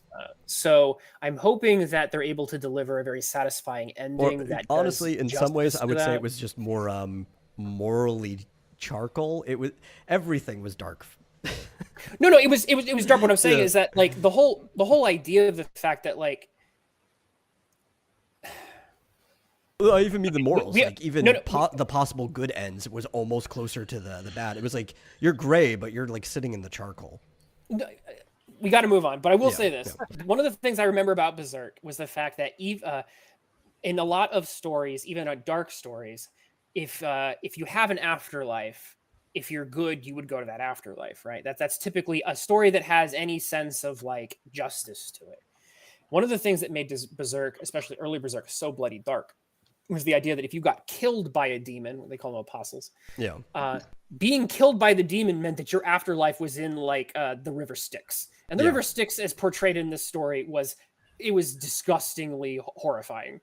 And so the idea was the fact that even if you were ever touched by evil, and like the whole world, and then it's like, hey, what's actually at the heart of our world? Oh, it's the idea of evil. So like the whole universe is like I said, at best moral is gray. But as the story has gone on, the tone got way, once they started having kids being like part of like the band, it's the tone starts lightening considerably. So I'm wondering like how that's going to play out ultimately. But Though I I think the the tone original also came from his health problems. That's one of the reasons why it became more black and white. The Also, sicker he got. I think the OVA was an influence too. How when the original Guts OVA came out, and they didn't have the full volume, so they did a abrupt ending where everybody gets ganked, and that was what the fans were left with at the time. I think that might have also influenced how it started to lighten in tone as it went on, because he was like, it got really dark there when they had to give an ending to my series. Maybe I should dial it back a little bit. I think there's a lot. Okay, so we got to move on. All right. Yeah. If anything, it's your turn actually. So I you know. move on Yeah. already. So let's jump into my favorite, which I think is the best, which is going to be let me actually pull up and share screen here in a second. Where is it? All right, here we are. All right, so I want to focus even on the cover, because the cover for this comic, I think, is also just, it's one of the most memorable covers in comics, actually. It's definitely, I mean, it's not like Action Comics #1, but it's definitely up there. Here we go. Fizz says, I never really liked Berserk, strangely enough. Yeah, there are people who have you also love it, people who hate it. Fizz with a grain of salt. He doesn't like most things. I would say this is one of the top 3, top 5 Doctor Doom moments in all of comics. So I chose this one, and I had some other ones I was thinking of, because when I thought about the best moment of a supervillain, I thought about, well, Doom's done some very villainous things, although some of them I roll my eyes at. Whenever he's written by Matt Fraction or like Mark Waid, I'm like, the problem with Doom is the fact he's been written by so many people, and some people are really good and some people are crap. And like I said, Matt Fraction and Mark Waid, I think, fundamentally misunderstand this character and just make him into an idiot, a stupid egotist. Yeah. Whereas people who understand this character know that his egotism is a flaw, but there's actually quite a lot about Doom that is admirable. Yeah. And that's what makes him to be a well-rounded and ultimately interesting character. Because I think most of the time with Doom, right, is that he can be right often, Sure. but usually when he's right in a wrong way. That's fair. But what's interesting here, this is from Secret Wars, which there's a whole story behind Secret Wars. I'll try to keep it brief. It was made to sell toys. Jim Shooter ended up, the editor-in-chief at the time, ended up writing it. And the rough spots show in the writing. Jim Shooter is doing this like a job, and the writing comes across like a job to sell toys. You can even look up the toy commercials this was meant to sell. So this was the beginning of the end in some cases for the comic book industry. This is when, like, you can almost date it at this point, when the mega crossover, this was actually it's described as the first mega superhero crossover in comics. And it did, look at all those heads crammed in that little box. Yeah, exactly. And this superhero book sold extreme. The toys actually didn't sell. The toy thing didn't work out.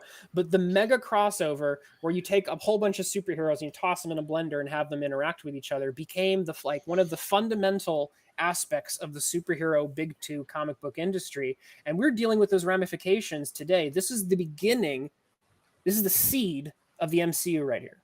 Yeah. This is so what I was actually this is going to what say got us Venom too. When you brought this up. I really like Doom here. I think this is a great Doom comic. Overall, I hate Secret Wars. Yeah, that is a fair opinion to have. Seven says Doom, definitely. Fizz says Dr. Doom isn't supposed to be like a James Bond villain in terms of intelligence. And Jim Tuner says Secret Wars ruined everything. Yeah, so there's plenty to say about Secret Wars. But it did lead to, when Jim Shooter was asked about this, I think it was during might have been the 30th anniversary or something of Secret Wars, or 20. It was a big an interview he did, I think, at one of the anniversaries of it.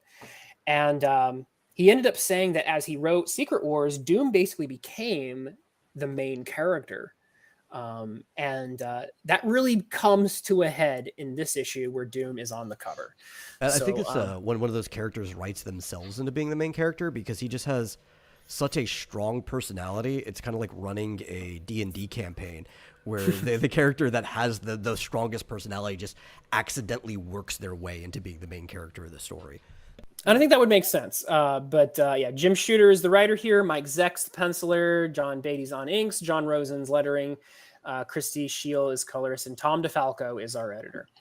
And so the issue starts actually with a fight against Galactus. Galactus is basically going to destroy the battle world. The battle world, essentially. Definitely the heroes' base that they've got. Part of the requirements that the toy company we're making was that we need to make some bases for these superheroes and villains. You need the play sets. So we can make the play sets. And so they had all these super crazy bases that they were constantly fighting and squabbling over during Secret Wars.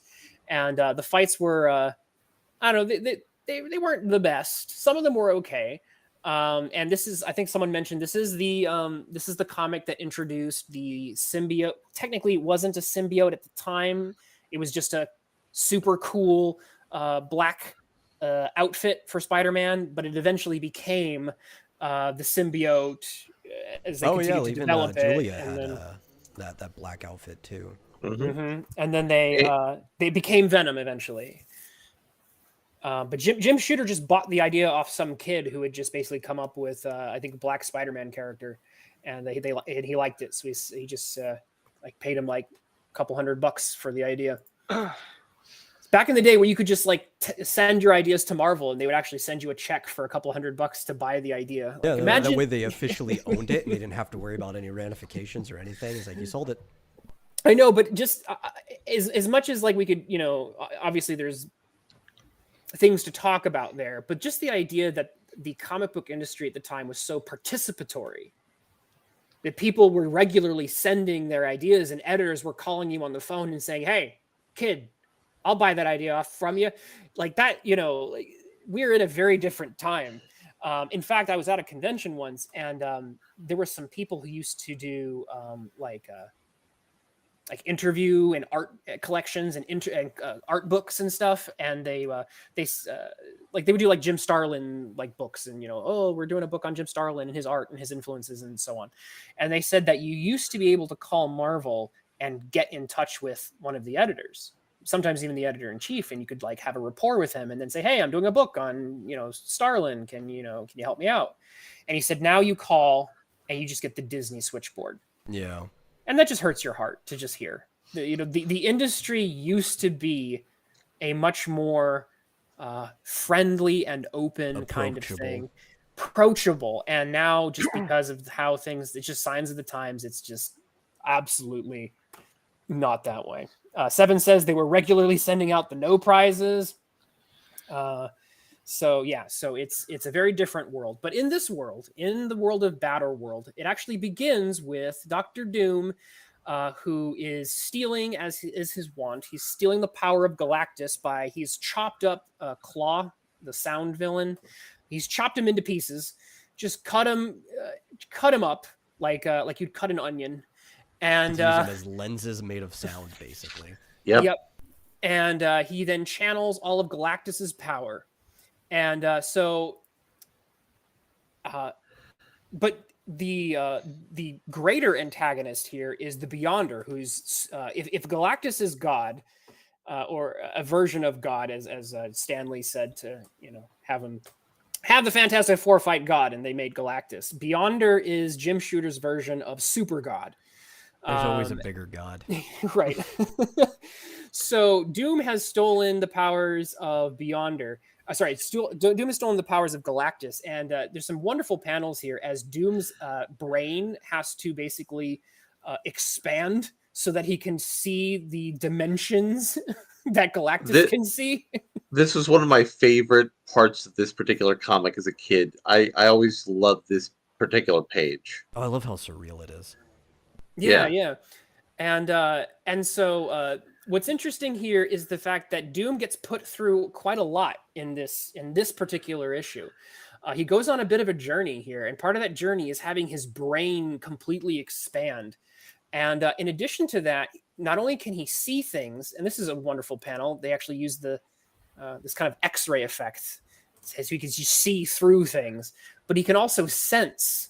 He gets this incredible sense of empathy in a sense. He can hear and smell everybody's desires and their fears, Their being.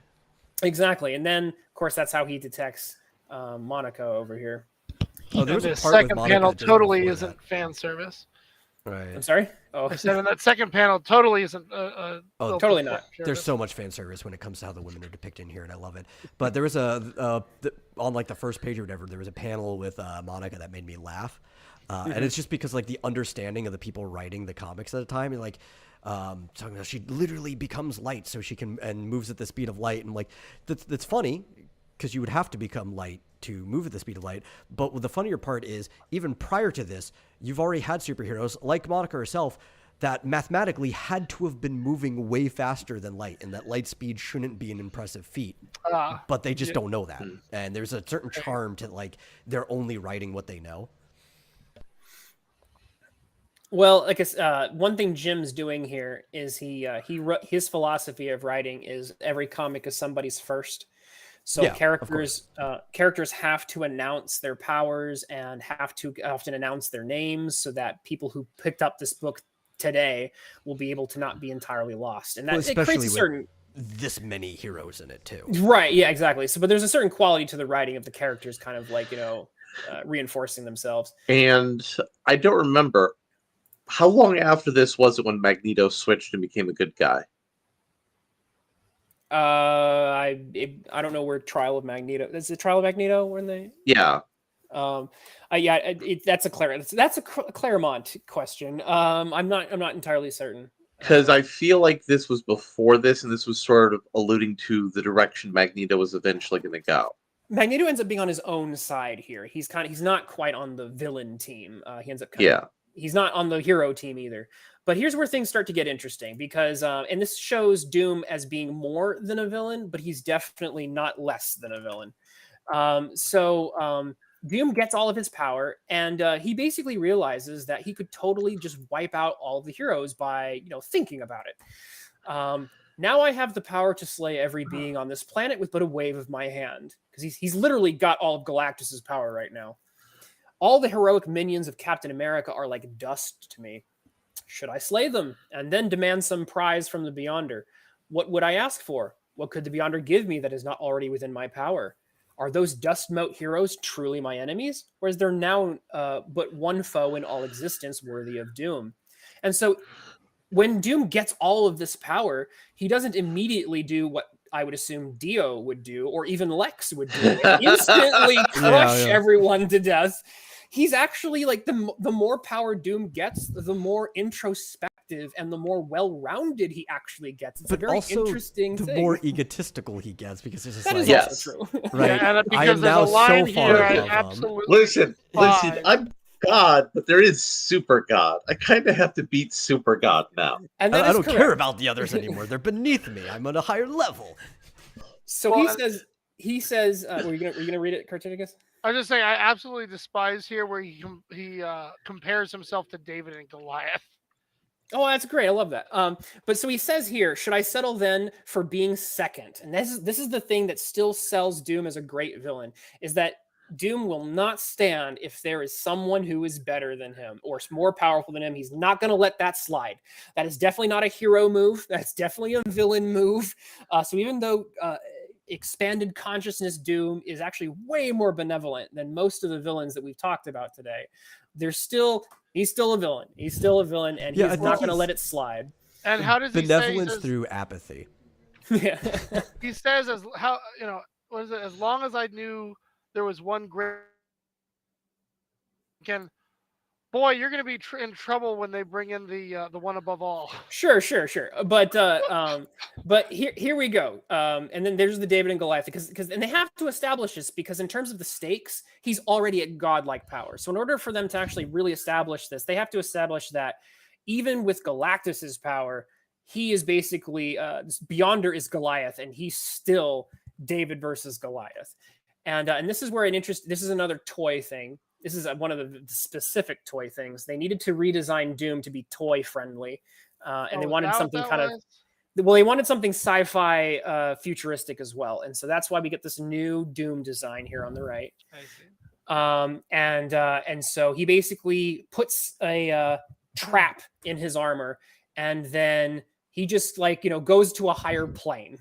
And the heroes show up at the base, and Monica Rambeau has been frozen in is a light form, and then here a hologram, as they say. Right, and then here we go. We've got God versus Super God, and Doom. Like I said, even though he knows in fact, because he has expanded consciousness, he knows how outmatched he is, probably on a level that he never could have comprehended before as a mortal. So he has 10th dimensional awareness of how unlikely he is to win this. And yet, nope. See, the thing about Doom, this is what Jim Shooter said. Jim Shooter said that Doom has the heart of a lion. And this is the scene that proves it. Doom knows beyond a shadow of a doubt he has cosmic awareness of how incapable he is of actually really winning this, but it doesn't matter. He is Doom, and I think Doom's greatest superpower is his will to win. I got a slingshot, I got a rock. Yeah. Stop, you cannot approach me. Then approach me, coward, on your knees if you have knees. Come, cringe before your master. Grovel before Doom.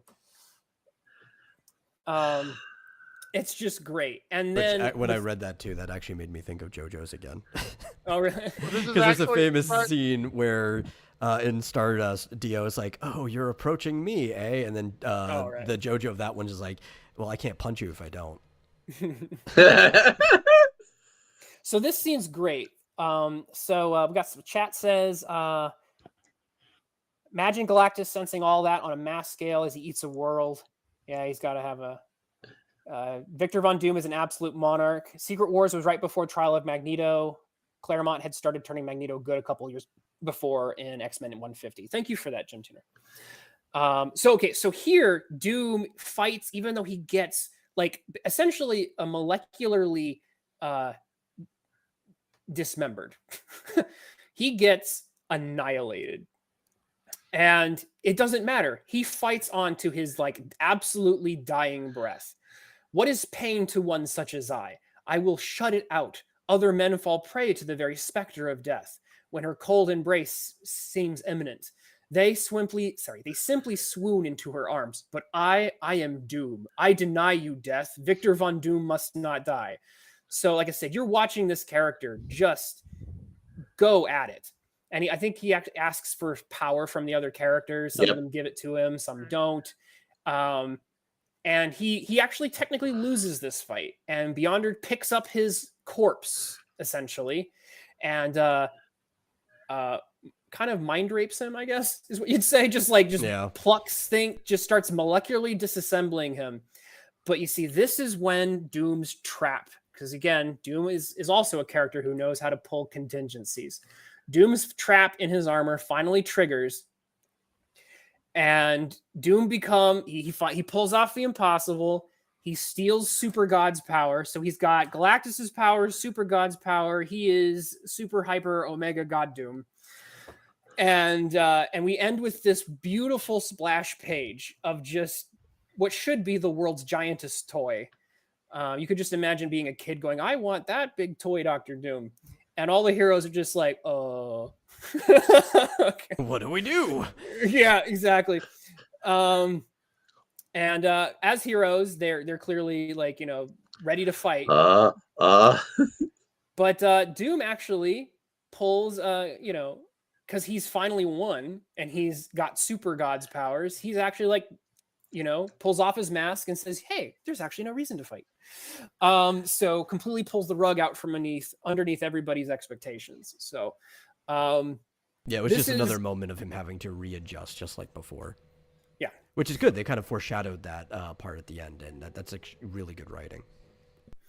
But this is one of Doom's best moments, I think, and one of the coolest supervillain moments, because essentially this is Doom's total victory, and he earns it, and he's still pretty villainous throughout, but he is more than villainous. He's got layers. He's complicated, and so that's why I submitted this one as my favorite villain comic. It's not my only one. There might be some other good picks here, but I think this is a really good one. There are several other great Doom moments, like the moment where he goes to confront the Panther God of Wakanda to get vibranium and convinces the Panther God, no, I am literally the only person who can save humanity and then have it achieve its best possible outcome. And the Panther God's like going, I kind of believe him. Jim Tuner's trying to troll me. Doom is a peasant pretending to be a king. Oh, those are fighting words, sir. It's interesting. Seven says instead of a toy, they could have marketed the giant Doom as a kid's Halloween costume. That would have been great. Yeah. My favorite Doom moment is the one with Squirrel Girl. It's just kick him. That's Also, not my favorite Doom moment, but I do really like that comic. Although my other one has to be that I go to in my trifecta is Doom and Doctor Strange. Like if I could have made any Doctor Strange movie, that would be the one. I still think. Yeah, go ahead. Where Doom and Strange go down to defeat Mephisto by making his mom hate him. That was such a great comic book. I still think classic Kirby and Stanley era Doom, like when he launched the Baxter Building into space, is still top tier supervillain Doom moment. But but yeah.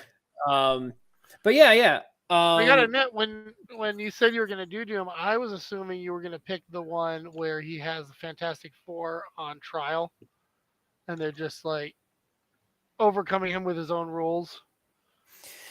See, that's not like this is I don't know. This one I love it because of how well he wins, and it shows off the will, the sheer audacity of Victor Von Doom. Jim, like I said, Jim Shooter really, I think, fell in love. He basically says it. He kind of fell in love with Doom here, and the story kind of becomes Doom's story for quite a chunk of of Secret Wars, and it kind of I feel it. Yeah, never had the desire to want to work for either the big two or whatever, but I always said if for some reason I ever was writing comics, I would want to be on the Fantastic Four just so I could get a chance to write Doom. Yeah. The climax or the apotheosis of Doom is, I think, in this comic in a lot of ways. Okay, so that's my pick, and I think we didn't have a chance to read Emperor Joker, but I think Larry was going to show us a couple things about it. I'm going to show you a couple things about it here. So give me a second. Let's see here. Share screen. All right. Entire screen. Wow.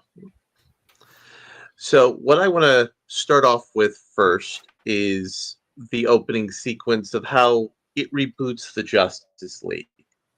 And this is the Justice League that's not the kind that you would know because Joker has all-consuming power over the universe. Aquaman is a guy with a fish head and an axe instead of the trident he had at the time, or the little hook he had. Wonder Woman is a housewife who's a super housewife. Flash is the fattest man alive. Martian Manhunter is the Looney Tunes Martian. Plastic Man got his powers because of super credit card theft. And Green Lantern is just a lantern doing shadow puppetry. So that's the world that Joker presents to you. But in actuality, there is a nuance to the world, as we see in a later issue where Lex is there, and Joker allows Lex to retain his mind. Where he goes, because Lex is the jester in Emperor Joker's court, and the only one allowed to speak any sort of sanity to him. And Lex becomes one of Joker's punching bags, who he binds the mouth of, kills several times, and Joker can remake and unmake reality at his will because of the power he's assumed. And let me find the one here, and to the point that he steals the anti-life equation from Darkseid, but the Joker has already mind-wiped Shazam, Highfather, Zeus, the Phantom Stranger, and all of that. That's just to give you how absurd the stakes are set. That an utter lunatic like the Joker is given absolute power over the universe. Wait. Are they just trying to explain why superhero comic books are the way they are? No. This is the universe as Joker is put at it. So, this comic here, we see a scene where Batman and Superman are both chained to a wall. Joker summoned vultures to eat and consume Batman. Batman, during one of the reboots of the universe, tells Superman that they have to kill the Joker. Why? Because the Joker every day kills Batman and then restarts the universe. And Batman is one of the few beings in this whole setting who has to remember everything. And Superman, being Superman, wants to find another way. And Superman's sheer power is, in the sense of will and sense of self, is what allows him to break through the power that the Joker has. He eventually reminds Lois Lane that, she's Lois Lane. He's Superman. He's in love with her. And let me scroll up here. No, that's not the one I was wanting. Where's the one I'm wanting? Here we go. So the climactic battle between Superman and Joker goes like this. Speak up, sunshine. I don't want to miss an iota of your pre-bucket kicking mental breakdown, the cosmic gas wrestling through you. And Joker gets revealed the fact that there's one thing in all the universe he can't destroy. It's Batman. And the more he tries to destroy Batman, the more he becomes weakened. And eventually, they're able to defeat the Joker and heal the universe. And Superman has to take from Batman the memories of what happened to him in this alternate universe. And this comic featured the entire Super family. For a comic with the Joker as the central villain, you don't see any of the other Bat supporting cast being involved. Let me see the other one that I was wanting to show off because it's the other little fun piece of art. Here we go. There is all sorts of metatextual art in there. You see here, here's the dead Nightwing, and next to him is the dead Jason Todd with the sign. Todd. Yeah. Why did you call it to save me? Oh. And this was a thing kids today don't realize. Before they had Superboy Prime punish the world, DC Comics always brought up Jason Todd and always brought up the tragedy of Jason Todd's death. And whenever there was a moment to be metatextual, they always looked at the audience and said, "Bro, why did you kill the Robin?" And you know Seriously, what? Every why'd you time kill I him? see it, I laugh. It's So funny, yeah. I had heard, and I don't think it's confirmed, but some people believe at least that DC actually, Fudge the Rig- numbers. yeah, and did what they wanted. But stuff like that would suggest otherwise, because otherwise it almost feels like they wanted him to live and were disappointed to have to I don't kill know. him. Could all be kayfabe. I think, first of all, they didn't think it through. They didn't say, hey, the kids who we want to call this, they're not going to be calling a 900 number. Well, yeah, it'll It's be all going to adults. be adults who are going to be a little bit pranksterish in how they're going to handle things, and that they're going to do this. So the comic book has an arc, the whole series, where the fake Justice League characters eventually get out of their trance. The Superman family, which at the time was the Supergirl, who was the Angel, Superboy, the clone, and Superman, all had to wrestle off the control the Joker had over them. And what I liked about this is, first of all, it showed what the Joker was capable of if there were no rules. and nothing made any sense. It was like a old Looney Tunes cartoon for everyone and everything. Jimmy Olsen became the Joker's best pal, and was also his gravedigger, who was burying people for him and taking care of the graves. It was an extremely surreal and weird comic book. But at the end of the day, the goodness of Superman, when faced off against the absolute insanity of the Joker, was able to win the day. And why this showcases the Joker for me is it all shows down all of his bravado, all of his insanity, all of his machinations. He's got a glass jaw for Batman. And that so defines him as Batman's perfect villain.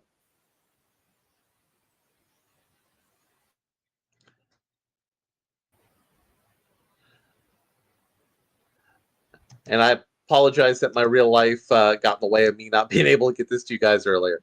Yeah. That was the only problem. Is I was vaguely familiar with the story, but I never bothered to read it all the way through, and I didn't have time to read your thing because I think you dropped it while I was in the middle of running another show. Yeah, no, and that's fair. That's 100% fair. And just to give you an idea, the comic opens with Superman in Arkham. And it is such a bizarre tonal shift for anybody who's used to your standard Superman story. So, Yeah. here. So here is how it starts for Superman. With the Joker's altered perception of what Arkham Asylum should be like. So people went in this having no idea what was going on. Well, they knew something weird was going on because clearly this is not your normal Superman reality. Right, but there's no explanation of why yet. Right? No explanation of why. Superman escapes Arkham Asylum and he's captured by Bizarro, who in this altered version of the universe is the normal Superman. Right. Because of course he is. They just picked up DC Comics one day and we're like, whoa, did I miss like 6 months of comics? Yep. And here you have Swamp Thing caught up in the Arkham Asylum. And Superman is the only one who's able to sort of struggle through this alternate reality. And at one point, Superman gets turned into Krypto. And that's the only thing that keeps the Joker from killing him because he's a dumb animal. And that's not funny. Unless you're Dio. Unless you're Dio. And it wasn't funny for Dio. Unless you're Dio, because Dio is the worst. Dio is the worst. And somehow he procreated. He did. Gosh. But that was, of course, due to a very disturbing storyline. Anyway. Alrighty, so we're about at 2 hours here. I think we've done a pretty good job covering some. We got a good spread here. I'm glad we had a manga representative. I'm glad we have Marvel and DC both represented. There's lots of other villains we could have picked, and a lot of them are excellent picks. Special mention goes to characters like Magneto. Characters like I think Magneto almost made it on this panel. Magneto's a fantastic villain. Griffin, who we brought up a couple times. Griffin is definitely a great villain. Let's see who else. Like I said, the list goes on and on of fantastic comic book supervillains. Seven said I'd vote for Cobra Commander. That's a pretty good one. If I had better access to the old G.I. Joe comic books where they showed their original insane secret origin for Cobra Commander, where he took over the world using a multi-level marketing scheme, I would have done something like that because that was such a beautiful and insane idea to me. Jim Tuner, I think, agrees. But yeah, and then we get into, for example, Spider-Man has got some fantastic villains. I love Dr. Octopus. I know some people really, really, really love Norman Osborn, but Dr. Octopus is a fantastic villain. Hell, one of my Scorpion. favorite ones is Kraven. I love Kraven. I love Kurt Connors the Lizard. There's, like I said, there's certain characters who just actually attract tons of great villains. Batman is another one. There's people, I think, miss the fact that although Joker tends to be, numero uno there, that Batman's got a fantastic rogues gallery. Characters who have been written extremely well and developed in many different media. Characters like Mr. Freeze, for example, extremely cool and great character and villain. So the world of supervillainy. Maybe we'll do another follow-up to this because we can't cover them all in one day. It was admittedly disappointing to realize that we went with 3 of the most classic, iconic, comic book supervillains ever. Well, from the manga scene, we actually went with 4. Yeah. I thought about Ra's al Ghul, but I couldn't think of a good, iconic Ra's al Ghul moment to sort of use for my lens of analysis. Well, if we do this again in the future, we should do, in your personal opinion, the most underrated villain. We'll follow up. I like that idea. Yeah, we'll follow up with this. This was a good panel, and we don't do enough villain streams, so we will do this. I think we'll do this again. We will cover a different batch of them. Jim Tuner says Red Skull, Sinestro, Reverse Flash, Cheetah, Black Manta. Yeah, the list goes on. Mirror Man. But I'm trying to think of who's a villain that I would pull out of left field. You know what? I might go for a. I will probably the next time we do this, I will probably pull a Valiant comic villain. Ooh. So I will try and pull something that's not even big too. I'll either go Image Comics or I'll do Valiant or something. So yeah, we'll get it. We will do this again. Also, my actual backup pick, right? If I wasn't going to go Dio, it wasn't Griffin though. He's up there. I was going to pick the Shredder. Ooh, that's a good one too. Are we talking about like comic Shredder or? Yeah. Like OG Shredder. All right. Honestly, I feel like next time you should just do Griffin anyway because Griffin is really good. Problem with anything Ninja Turtles is that there's 9 million versions of literally everything. We're going comics for these, so there's not as many comics. There's not as many. Well, no. The thing is now they've incorporated all of the animated Ninja Turtles into the comics, and they've incorporated the Turtles multiverse. No, I would have been going like literally OG. Yeah.